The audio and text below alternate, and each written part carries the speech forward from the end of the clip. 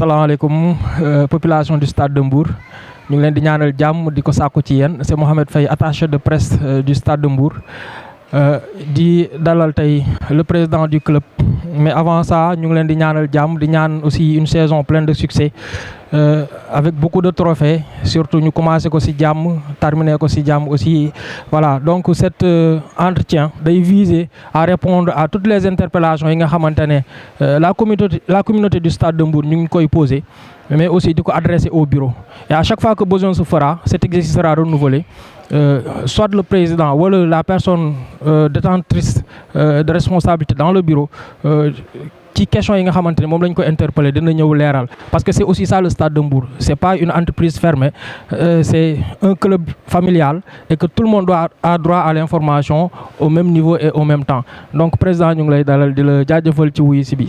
Merci Mohamed, jërëjëf ñu ngi lay gërëm di la sant ci invitation bi d'abord, di remercier également ñi nga àndal ñëpp, donc toute l'équipe qui compose donc la team digitale communication avec à sa tête le président Birahim Babou. Ñu ngi leen di nuyu di leen sant di leen remercier ci opportunité bi ngeen may tey ñu waxtaan ak supporters yi, sympathisants Stade de Mbour, mais de manière plus large toute la communauté mbouroise, toute la communauté sportive du Sénégal et même donc de l'Afrique et du monde entier. Merci président. Première question, gis nañu il y a des nominations en termes d'ambassadeurs et en termes de conseillers spéciaux du président. Est-ce que mën nga ci dellu aussi? Waaw, bon xam nga le Stade de Mbour c'est un club disons à la limite boo xamante ni képp ku dëkk Mbour, képp ku yeewoo Mbour, képp ku juddoo Mbour daanaka da ngay gis sa bopp ci biir. Je pense que su ma mënoon schématiser dama naan Stade de Mbour nit ku nekk rek ku dëkk Mbour am nga ci wàll, buñ ko doon tas ku ci nekk am nga pàcc boo xamante ni yaa koy moom. Donc c'est un patrimoine commun et dans ce sens nit ñi dañu am attachement bu profond ci club bi. Et je sais que Mbourois yëpp, je parle pas seulement de ñi ñu nommé dernièrement, mais Mbourois bu nekk bu sañoon tey privilège lay doon ak honneur pour moom mu mën a servir Stade de Mbour. Pour moi c'est le cas. Moi c'est un honneur et un privilège pour moi aujourd'hui de pouvoir servir Mbour à travers le Stade de Mbour. Je sais que c'est le cas pour vous aussi, c'est un honneur et un privilège pour vous.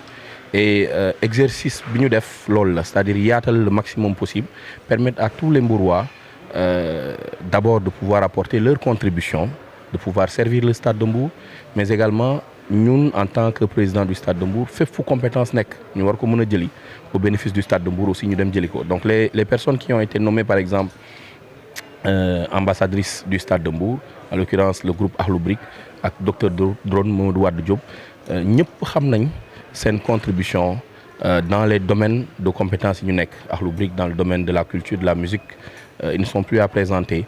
Docteur Drone dans le domaine des technologies, dans le domaine de l'utilisation des drones aussi, il n'est plus à présenter. Donc ce sont des fiertés pour Mbour et c'est la raison pour laquelle vraiment ñu jëmmal loo xamante ni pour man waroon nañ ko def depuis longtemps. Je pense que même l'ancienne équipe avait tenté, donc sous la présidence du président Aswad, que je salue au passage, avait tenté cette approche.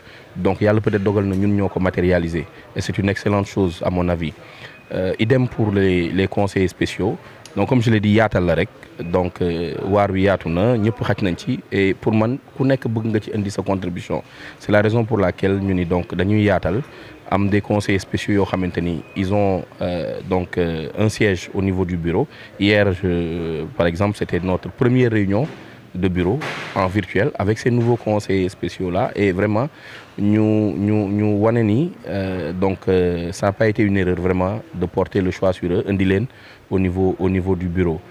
Donc il y a eu aussi 2 vice-présidents qui ont vu leurs compétences ñu élargir ko pour mieux prendre en charge aussi certaines préoccupations, donc notamment les partenariats et la gestion donc des petites catégories. Vous pouvez revenir sur les noms des conseillers spéciaux?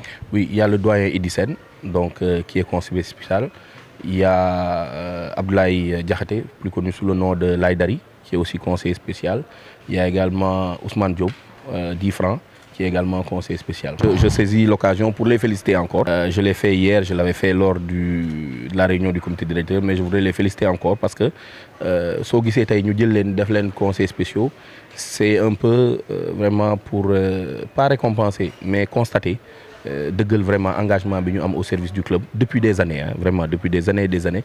Képp ko jël ci ñoom donc individuellement pris individuellement ñoom ñëpp ils ont un engagement qui date vraiment de plusieurs années au service du club. Si je prends Dissène, c'est de plusieurs dizaines d'années déjà. Voilà, Président, il y a une question qui nous revient tout le temps sur les réseaux, même les couloirs, ci Auchan magasin Auchan yi koo ci dajeel. Voilà, le cas de Sékou Sylla, est-ce que vous pouvez y revenir? Waaw, Sékou, je voudrais rappeler d'abord que Sékou, bon, daaw la ñu rejoindre et il a fait une saison exceptionnelle, machallah. Il a été deuxième meilleur buteur du championnat, je pense avec 13 réalisations. Et je pense que n'eût été peut-être sa blessure ou quelques absences, il aurait pu terminer meilleur buteur du championnat. Donc il nous a valu beaucoup de satisfaction et c'était un de nos éléments clés l'année dernière. Et bon, nous comptions beaucoup aussi sur lui pour cette nouvelle année. Mais liñ ko gënoon yéene ñun moo doon peut-être mu am un contrat pro à la fin de la saison dernière. Bon, nous avons eu une offre venant d'un agent. Mais à vrai dire, ce n'était pas une bonne offre, nous, de notre point de vue. Donc, biñ ko apprécié, waxtaan ceeg responsable club bi, waxtaan ceeg yenn conseil aussi. Nous avions vu que c'était pas une bonne offre, ni pour le joueur, ni pour le club, hein. Je pense que les détails, peut-être le temps ne nous permettra pas, en tout cas si vous jugez que le temps nous le permet, oui, mais je pense pas qu'on puisse revenir vraiment sur tous les détails de cette histoire-là. Malheureusement, donc ça ne s'est pas concrétisé et il n'a pas pu partir.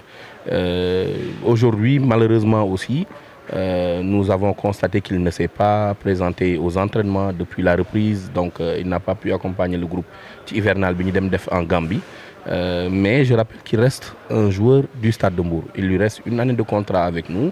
Ñun, li ñu concerne Stade de Mbour, nous avons toujours rempli notre part du contrat qui nous lie aux joueurs, que ce soit en termes de salaire, en termes de prise en charge, côté hébergement, restauration, côté santé aussi.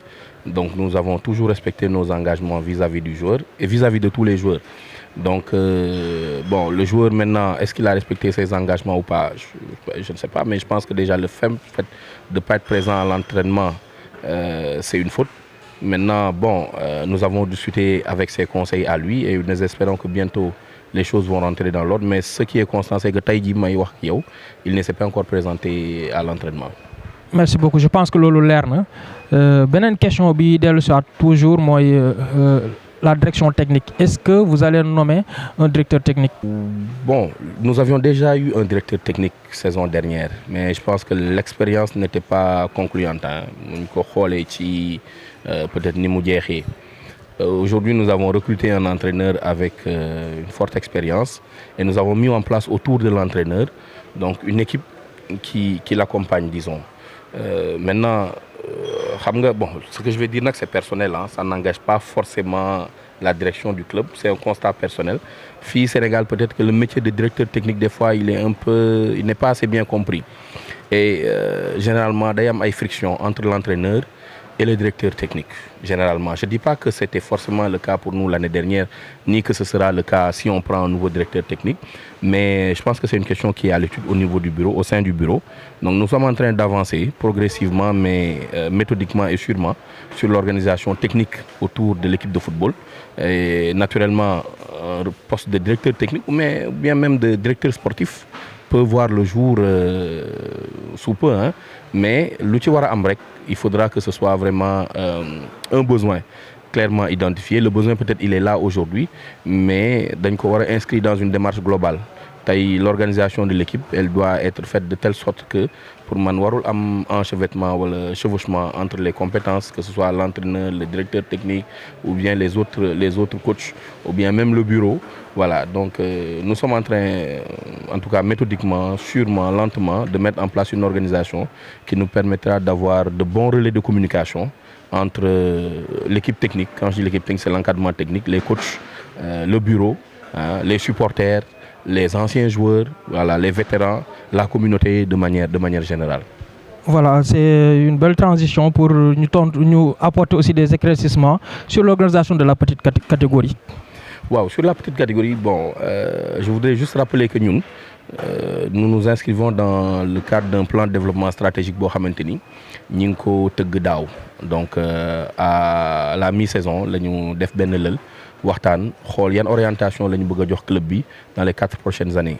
Et à la suite de ça ñu génne benn plan de développement stratégique boo xamante ni aussi bien pour ce qui concerne le développement sportif du club, donc qui englobe la question du directeur technique comme ni nga ko waxee sànq ci la bokk, mais aussi la question de la gestion de la petite catégorie. L'année dernière may fàttali ne joué nañu la coupe de la ligue avec les U20, mais ñun ñëpp on est d'accord que c'était plus une participation symbolique qu'autre chose, parce que suñu U20 yi n'était pas assez bien structuré. Bon, cette année on a dit on commence très tôt, donc vraiment fexe ba am des équipes U20 ak U17 cadets yoo xamante ni vraiment elles sont assez bien structurées. Je profite de l'occasion pour remercier la direction du stade Caroline Faye dans le cadre de la convention qui nous lie donc à cette direction-là au stade. On devait avoir en principe 2 heures d'entraînement par jour pour les seniors. Yokk nañ ci 2 heures d'entraînement par jour pour les juniors et les cadets. Au Sénégal ici, des cadets ou des juniors qui s'entraînent sur une seule pelouse synthétique boo xamante ni c'est réservé à des compétitions officielles, c'est un luxe. Donc déjà en termes d'amélioration des conditions, je pense que c'est un step en avant qu'on a fait, on a fait un pas en avant, et ça nous permet aujourd'hui de mettre ces catégories-là dans de bonnes conditions d'apprentissage et d'exercice déjà. Donc ñoom chaque semaine am nañ 6 séances d'entraînement au niveau du stade Caroline Faye. Également, les infrastructures au niveau de DS Academy que les seniors utilisent aussi, les cadets et les juniors vont les utiliser aussi. De même que la salle de sport qui est au niveau du stade Caroline Faye aussi, dañ fay am ay séances. Ce qui était un problème, bon, je veux dire l'année dernière, au début de l'année, les équipements et tout, je pense que maintenant ça s'est dépassé. Amuñu problème équipement, les ballons, le matériel didactique aussi, tout ça c'est pas un problème. Maintenant, loolu yëpp boo gisee ñu koy def, c'est pour nous permettre, conformément à notre plan de développement stratégique, qui est notre lettre de mission, que le Stade de Mbour puisse aujourd'hui avoir un vivier. Taï, comme je l'ai dit, souvent, comme je le répète souvent, et d'autres observateurs aussi l'ont noté, Stade de Mbour déjël des produits, disons, prêts à l'emploi. Peut-être c'est des joueurs, mais formés wuñu leen. Quand je dis formés wuñu leen, généralement, parce que la formation d'un joueur, elle commence pas avec la catégorie cadette, elle commence bien avant. Donc imaginez yow jëloo sax cadet wala junior yow nga jël koo xamante ni il a l'âge de senior nga ñëw dugal ko sa équipe kooku mënul xam say fondamentaux, mënul évoluer suivant sa philosophie. Da nga koy jël jouer loo ko pour un objectif immédiat. L'année dernière on a eu plein de joueurs yoo xamante ne l'objectif immédiat c'était la montée. Donc alhamdulilah rabbil alamin yéeg nañu, on est en Ligue 1. Maintenant il faut que ñu yokk suñu horizon. Objectif bi c'est pas seulement le maintien en Ligue 1. Objectif bi c'est aussi de commencer à avoir une équipe avec une identité, de commencer à avoir des joueurs qui s'identifient à la communauté, de commencer à avoir des joueurs qu'on peut exporter, qu'on peut vendre. Loolu moo ñuy may comme moo ñuy may aussi Stade de Mbour mën a màgg egg fi ñu koy séntu ñun ñëpp. Donc on va commencer avec les catégories cadettes et juniors qui existaient déjà, mais peut-être le problème c'est que amuñu woon assez de moyens pour pouvoir éclore. Cette année, sous la direction du président Cheikh Wade qui gère maintenant, le vice-président Cheikh Wade qui gère cette catégorie-là, on est en train de mettre en place une organisation qui va nous permettre d'avoir des petites catégories juniors ou cadettes compétitives. Compétitives.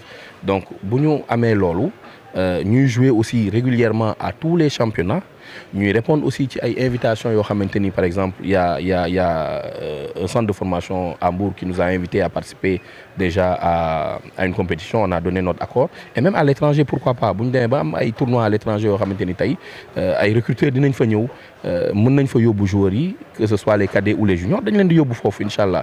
L'essentiel c'est d'avoir une équipe de cadets et de juniors yoo xamante ni elles vont faire la fierté de Mbour. Avant, je rappelle que presque tous nos trophées ci catégorie yooyu lañ ko amee woon. Donc on va travailler à ce que l'équipe senior puisse vraiment être très compétitive. Peut-être bon, comme je le dis, on joue juste un maintien honorable, mais bu ñu mënee titiller les grands, on va le faire inchallah. Mais pour les cadets et les juniors, vraiment l'objectif c'est d'avoir des équipes compétitives là tout de suite. Et le grenier est là. Mbour pratiquement Mbour fournit 80% des équipes du Sénégal en termes de joueurs. Donc Mbour fournit aujourd'hui presque l'essentiel des académies qui sont au Sénégal. Donc les écoles de football que nous avons fii ñooy formé booy ñor ñu yóbbu leen ci académie yooyu noonu. Donc nous notre volonté aujourd'hui c'est de faire en sorte que les conditions yi tax peut-être joueurs yi wala responsable école de football yooyu di yóbbu seeni joueurs ci académie yooyu qu'ils puissent les retrouver au niveau du stade de Mbour bu ko defee jarul jéggaani ñun ñuy toog di liggéey ak école de football yi nekk Mbour mu nekk un partenariat fécond ku ci nekk gis ci sa bopp seeni joueurs ñëw nekk stade de Mbour bu ñu jouer cadet wala junior rapidement on les fait évoluer ñu mën a egg ci équipe senior que Mbour retrouve sa fierté sur le plan du football sur le plan vraiment du jeu bon vraiment ñu am ay catégories yoo xamante ni qu'elles soient junior ou cadette elles peuvent nous valoir des satisfactions. Voilà, il y a une question aussi qui yu ci bëri di attaquer équipe digitale bi mooy on n'a pas encore présenté les nouvelles recrues, on ne connaît pas les joueurs qui composent l'équipe. Pour dire juste, ça me permet aussi de répondre à beaucoup de gens. Je pense que l'équipe est en construction. Am na ay entrées yoo xamante ne sont pas encore conservées ou bien des départs ainsi de suite. Donc c'est une équipe encore qui est dynamique. Tey mënuñu dem ci présentation tout de suite. Et à chaque fois que besoin se fera et surtout à chaque fois que l'équipe sera arrêtée, équipe digitale bi dina def présentation bi comme niñ ko tàmmoon di defee mais surtout comme niñ ko defee ni ko équipe yu développé di defee. Présent, la question sur ça, c'est comment s'est fait le recrutement, il est terminé, quels sont les objectifs qui ont été visés, sont-ils atteints ou pas encore? Merci, ça c'est une question très importante. Je pense que Mbour waay ñi ngi xaar réponse yi vraiment avec beaucoup d'impatience. Je rappelle que on a changé d'entraîneur déjà. Donc à la fin de la saison, on a eu un nouvel entraîneur qui a signé pour 3 ans. Donc entraîneur boobu bi mu ñëwee sa première mission c'était d'abord de former une équipe donc une équipe A disons pour le football. Donc il s'est appuyé d'abord sur l'existant. Je pense qu'il a retenu 14 joueurs de l'effectif de l'année dernière. Ensuite yokk ci donc ay recrues yu bees. Mais depuis le mois d'août bi ñu commencé donc suñu entraînement yi jusqu'à peut-être hier ou avant-hier, la liste n'était pas définitivement fixée. Parce que aussi, bon, il y a toujours des réglages, il y a toujours des réglages qu'il faut faire. Et depuis hier, on a une liste qui est, disons, stabilisée à 99%. Peut-être ben élément, mon décès, ben jour, on est en train de discuter avec lui, qui conditions et une fois que ça se sera réglé, on pourra dire que le groupe sera stabilisé à 100%. Mais ce que je puis vous dire, c'est que demain, Inch'Allah, demain je pense c'est le 18 dimanche 19 octobre on doit jouer un match amical contre le Jaraaf mais la cérémonie globalement dafay nekk une cérémonie de lancement de la nouvelle saison et en même temps on va en profiter pour présenter joueurs yu bees yi. On aura un effectif environ de 29 ou 30 joueurs et tous ces 29 ou 30 joueurs seront présentés au Mbourois demain Inch'Allah. Maintenant sur la méthode, comme nous l'avons on a retenu, le coach, je suppose qu'il a retenu les meilleurs éléments de l'année dernière. Là où nous avons joué et nous sommes classés 2e du championnat, contre toute attente. Parce que nous premier, je pense que c'est nos 2 faux pas des 2 dernières journées, nous sommes à la 2e place. Donc pour moi, quand on retient 14 joueurs sur 30 de l'équipe ou la 2e équipe la plus compétitive du championnat Ligue 2 du Sénégal, ça veut dire qu'on peut considérer qu'on a de bons joueurs, théoriquement. Bon, et théoriquement aussi, ñi ngay dolli ñoo war a gën ñi nga bàyyi ñu dem, théoriquement. Et si on se base sur l'expérience, le vécu du coach, on peut considérer que ces choix, même si ils sont susceptibles de comporter des erreurs, c'est des choix qui ont été faits de manière objective au moins à 90-95%. Tout ça pour dire qu'en principe, on doit avoir une équipe compétitive cette année. Maintenant, peut-être qu'on ne s'est pas payé le luxe de faire des recrutements clinquants ou en tout cas, voilà, de viser des joueurs de renom parce que, bon, voilà, on vient avec des objectifs modestes. Nous, Ligue 2, Donc c'est vrai que Ligue 2 du suñu place, mais également on va pas venir ne non forcément tey dañuy nekk champion du Sénégal. Donc loolu dañ ko inscrire ci benn démarche boo xamante ni c'est une démarche de moyen long terme, mais liggéey bi léegi lay commencer.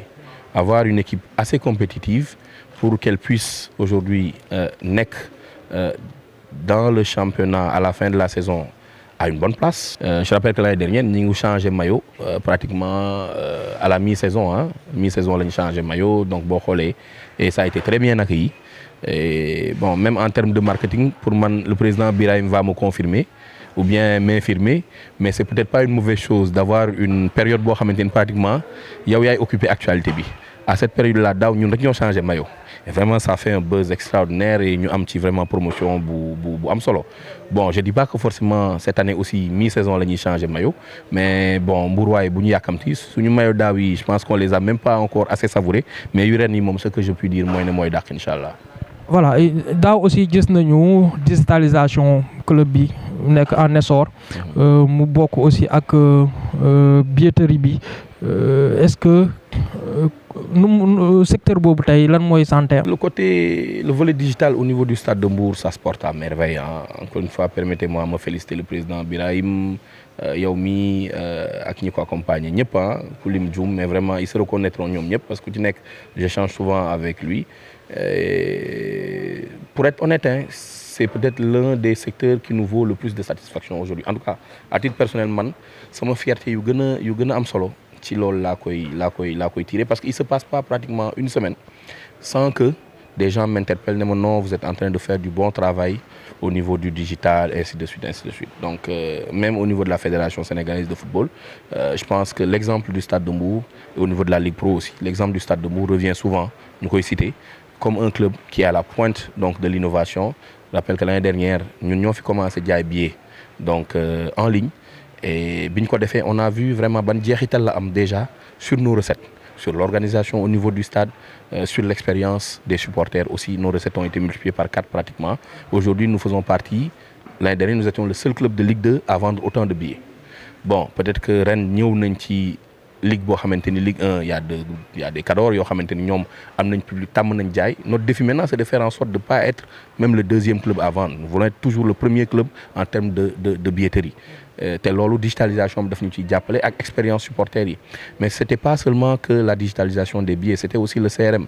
Donc indi vraiment beneen approche en termes d'expérience des supporters. Il y a beaucoup de gens, moi par exemple daaw jënd naa maillot boo xamante ni en ligne laa ko jënd, ñu livrer ma sama maillot. Je pense que bëriwul Sénégal ñu ko mën a def, ñi koy def un peu c'est là maintenant qu'ils vont expérimenter ça. Bon, mais je pense que ils ont pris exemple sur nous, ñun lañ copier. Également l'application donc mobile qui a été lancée l'année dernière. J'invite d'ailleurs tous les utilisateurs ñu mettre à jour cette application, parce qu'il y a beaucoup d'innovation yoo xamante ni dugal nañ ko ci. Le président Birahim dina ci revenir plus amplement. Donc tout ça pour améliorer l'expérience des supporters, vraiment yombal leen aussi seen topp équipe bi, le site web aussi. Voilà, c'est beaucoup de choses, c'est beaucoup d'innovation. Ça coûte cher, ça prend du temps et de l'argent. Peut-être que boo xoolee amuñu doole boobu noonu, mais c'est l'engagement donc des gens qui ont en charge cette question-là. ñoom ñoo ci nekk peut-être disons pour le moment bénévolement di ci sonn. Et aujourd'hui peut-être nit ëpp nañu moyen, mais deful li ñu def en termes de transformation digitale. Et ça c'est vraiment une fierté pour moi, le président du club, que nous Stade de Mbour nous soyons cités en exemple à chaque fois, et vraiment en tout temps, à tout instant, en tout lieu. Fu ñu toog rek li ñu def en termes de transformation digitale, ça revient en exemple. Voilà, ce qui nous permet aussi de répondre à l'ajustement bi ñu indi woon daaw ci billetterie bi.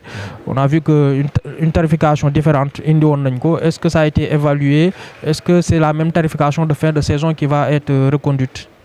Oui, je pense que bon, on a discuté, on a évalué aussi billetterie daaw bi, et je pense qu'on va repartir sur les mêmes bases. Maintenant,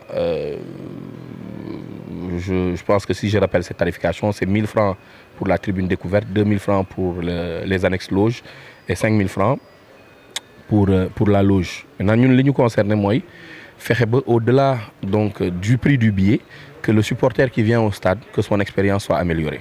donc ñun loolu mooy suñu rôle loolu la ñu war a def ñun en tant que dirigeant fexe ba indee innovation que ce soit dans le domaine du digital que ce soit aussi sur le plan des programmes qui entourent les matchs fexe ba supporter bi bu génnee 1000 francs jënd ci billet vraiment mu gis ne jar na ko. Bon, après, ce qui est important, maintenant le spectacle sur le terrain aussi. Voilà, je rappelle juste que les questions qui sont posées au président, les questions que la communauté Stade de Mbour a formulées. Donc le président il a bien voulu venir ici répondre à toutes les questions qui ont été posées. Les questions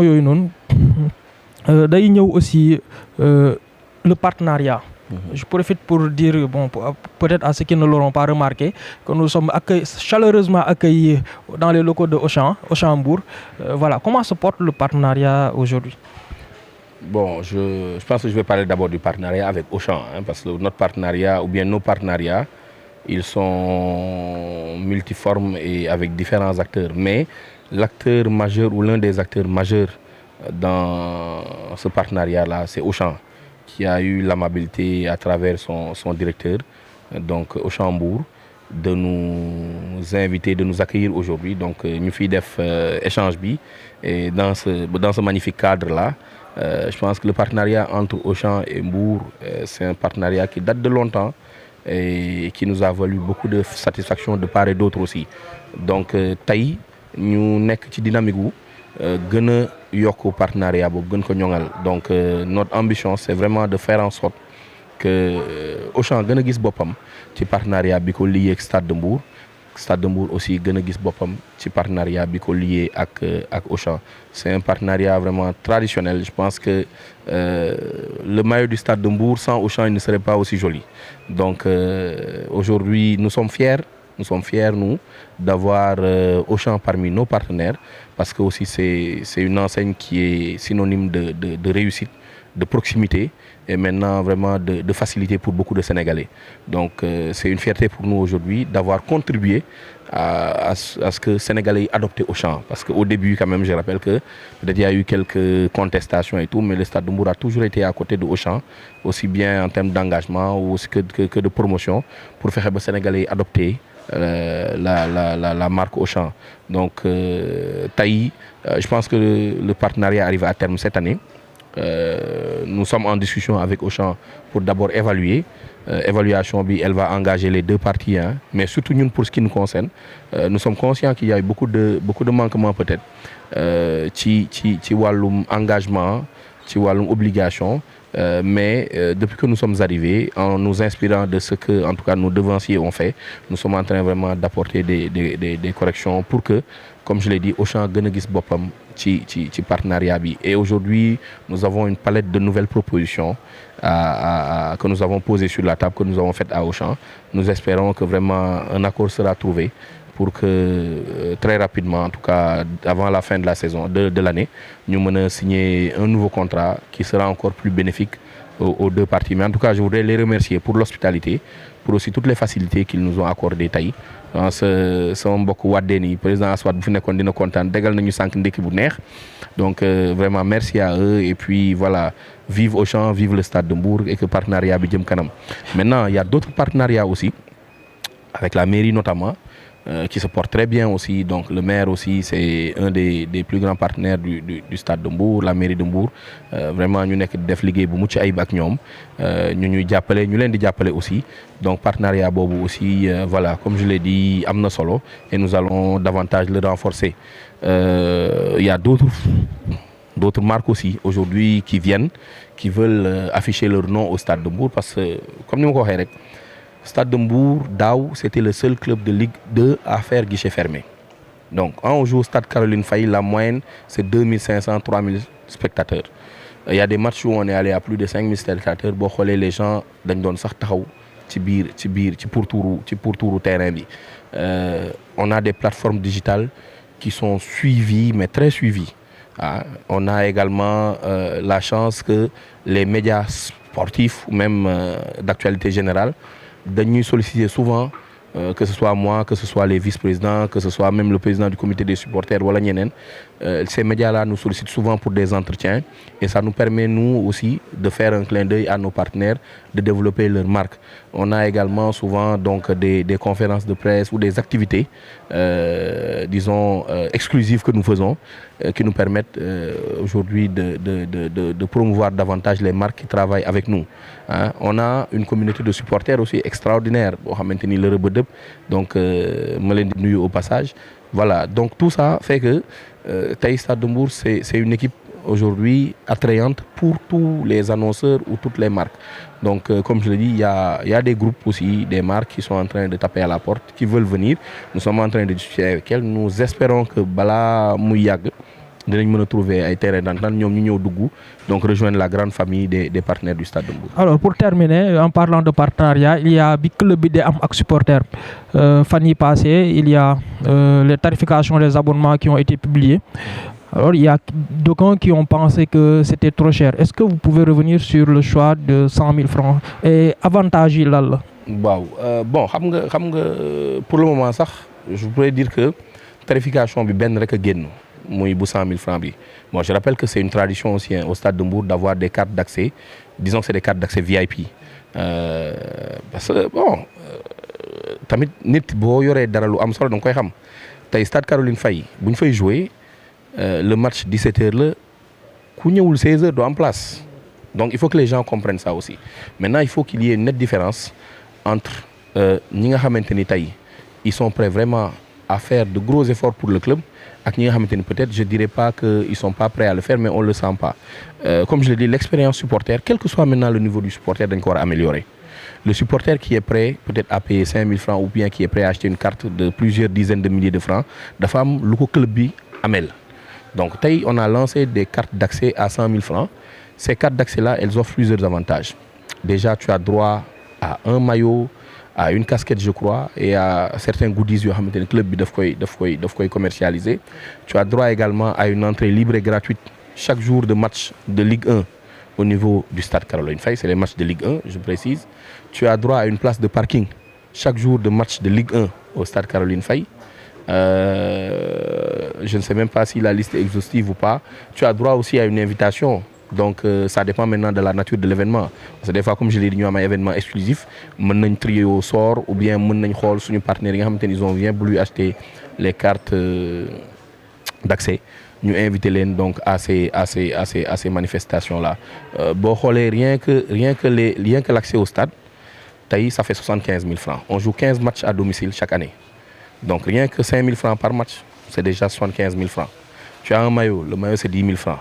Tu as une casquette, je pense que la casquette c'est 5 000 francs ou 3 000 francs. D'accord? Peut-être ça dépend du bagage excès, mais ben casse, voilà, ben stylo, ben écharpe, hein, une contribution aussi pour le club. Donc je pense que 100 000 francs, c'est pas très cher demandé. Bon, avec la place de parking, en principe, le macaron il coûte 1 000 francs par match. Mais bon, à mes cartes d'accès, tu as accès au stade, donc ça te fait 15 000 déjà. Donc je pense que déjà dépasser 100 000 pour nous de cher. Maintenant, on peut l'accepter et je pense que ce sera l'occasion de faire une évaluation. On a essayé 100 000 pour la première partie de la saison. Nous avons au mois de février, Inch'Allah, on va démarrer la deuxième partie de saison. Si vraiment, après évaluation avec l'équipe marketing, finance, on voit que c'est trop cher, bon, on peut envisager une baisse ou en tout cas trouver un moyen de compenser donc, par rapport aux gens qui sont déjà détenteurs de ces cartes. Mais l'appel que je lancé avec moi, carte pour moi, donc, être supporter du Stade de Mbour, c'est une fierté parce que l'équipe depuis des années, depuis longtemps, vraiment fait partie des équipes qui elles sont citées en exemple au Sénégal.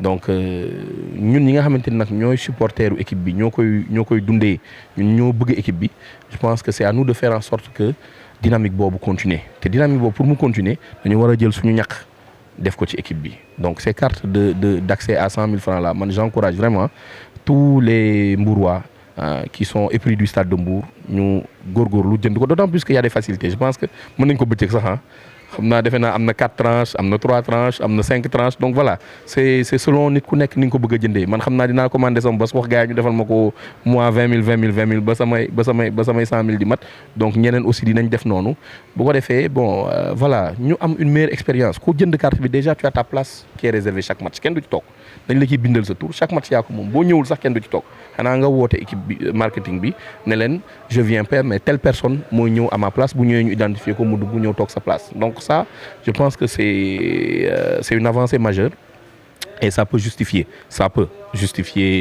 le prix de 100 000 francs. waaw je pense que leer na et puis comme li nga wax rek li bees peut-être mooy carte bi en plus de li nga wax yëpp li gën a am avantage mooy boo ñëwul mën nga jox keneen ci sa famille wala ci say xarit mu ñëw donc la carte elle ne se perd pas. Donc merci beaucoup. Est-ce que vous avez ci loo xamante ne internautes yi wala population peuple du Stade de Mbour posé wuñu ko comme question loo xamante ne bëgg nga ko indil ci jox ñu ko ñun ci pour la nouvelle saison. waaw bon xanaa peut-être wax ci ne d'abord le retour dans l'élite c'est une fierté retrouvée tey comme on l'avait dit répété à plusieurs reprises l'année dernière la place du Stade de Mbour n'est pas en Ligue 2. Yàlla suturaal nañu ba ñu dellu ci Ligue 1 c'est une fierté qui est retrouvée donc peut-être lancer un appel aux supporters ñu gën a ñëw au niveau du stade gën a présent gën a feesal gradins yi quand le Stade de Mbour joue ça doit être une fête et je pense que président Birahim réservé na leen ay innovations extraordinaires donc pour que expérience match yi gën a am solo donc daaw déjà les interviews d'avant-match la mi-temps et il y a d'autres choses maintenant qu'on a prévues d'autres innovations Stade de Mbour est toujours à la pointe de l'innovation donc peut-être les autres vont copier sur nous mais nous on fait en sorte que chaque fois suñu match du doon rek ñëw te toog seetaan match dem sa yoon dina am yeneen expérience yoo xam te dañ koy fexe dugal ci biir pour que supporter bi gën a sawar et maintenant que ren ñu am la chance aussi que les gens viennent en famille supporter le Stade de Mbour donc vraiment appel boobu laay lancé par rapport donc à notre retour en Ligue 1 xamante ni dinañ am ay affiches yu extraordinaires aussi vraiment yu neex déjà je pense que si on commençait à vendre les billets de ces affiches là dès maintenant ñu bëri nañ commencé jënd également di lancer un appel aussi à Mbour aux bonnes volontés pour le stade voilà état bi stade bi nekk nañ ci góorgóorlu ñun ñëpp ku ci mën defal donc ñun on a déjà un siège à l'intérieur qu'on doit refaire ça va participer à rendre le cadre plus agréable également il y a d'autres choses dans le stade qu'il faut refaire ñun suñu wàll en tant que club luñ ci mën dinañ ko def mais nous lançons un appel aussi je pense que le maire est animé également d'une bonne volonté on a échangé là-dessus moom tamit bëgg na ci def mais du yem ci ñun ñooñu kese na ci ñeneen ñëpp jàpp parce que aujourd'hui c'est un patrimoine c'est un bien commun tey boo xoolee li entraîné wu ci stade bi chaque jour nga war a xam ne ce serait pas une bonne chose que ce stade-là dem ba dootuñ ko mën a utiliser donc c'est l'occasion vraiment pour moi de lancer cet appel-là pour que autorités yi mën a jublu vraiment ci réfection au stade bi. Alors pour terminer nga doon ñu renouveler les instances du football national muy ligue muy fédération félicitations d'abord pour être entré dans le club très fermé des Mbourois bokk COMEX ban sentiment nga ci am et aussi quelles sont les retombées que waa Mbour di am ci les nouvelles instances qui ont été renouvelées ñu wax aussi que ce soit à la ligue comme à la fédération nous sommes aussi représentés. Oui, effectivement. Bon, c'est une fierté pour nous d'abord d'avoir été élus. Donc, comme membre du comité exécutif de la Fédération sénégalaise de football, c'est une fierté pour moi et je sais que c'est une fierté pour tous les Mbourois, pour tous les supporters, pour tous les dirigeants du Stade de Mbour aussi. Je pense que loolu reconnaissance u leadership bu Stade de Mbour la dama lay delloo rek ci suñu plan de développement stratégique dafa am lu ñu ci waxoon dañ ne woon que le Stade de Mbour que Mbour en général mais que le Stade de Mbour en particulier devait être mieux représenté dans les instances donc dirigeantes du football. Je pense qu'aujourd'hui ça c'est en marche que ce soit Moussa Mbaye, que ce soit Birahim Babou, que ce soit Mohamed Faye, il faut qu'on ait des dirigeants au niveau de toutes les instances. C'est ça qui va nous permettre de former la génération qui doit venir demain.